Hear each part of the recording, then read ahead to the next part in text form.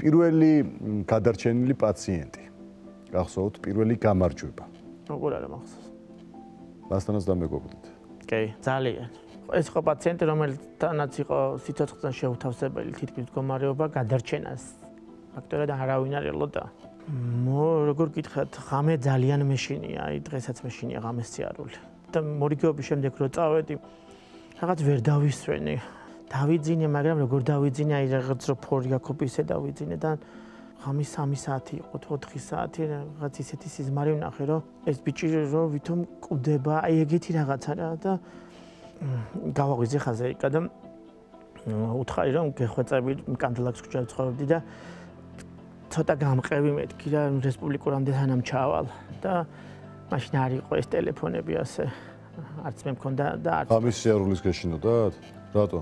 არ ვიცი ვერ გაეწყვი დღემდე მეშინია სიბნელის თუ მაშინ არ იყო თან განათება რაღაცა ესეთი და ეს ქალბატონი მეძახოდა ჩემს სახელს და ისე ჩავედი რესპუბლიკურამდე ეს ალბათ არ ისმოდა მაგრამ მე მაინც ყურში მესმოდა იმდენად რომ მივედი წნევარი ზომებოდა ამ ბიჭთან რა ანუ რეალურად ცუდად დაგვდოთ კრიტიკული იყო და რამოდენიმე ექიმი ეხვია თავს და მათ შორის მეც და მაგის მერე გადავწყვიტე რომ რატომღაც შინაგანად რომ თუ ეს ვერ გადარჩებოდა მე ექიმი აღარ ვიქნებოდი მართლა აღარ იქნებოდეთ? აღარ ვიქნებოდი და გადარჩა. ეს არ იყო ცხელგულზე? არა, არ იყო. ნაფიქრი. არ იყო.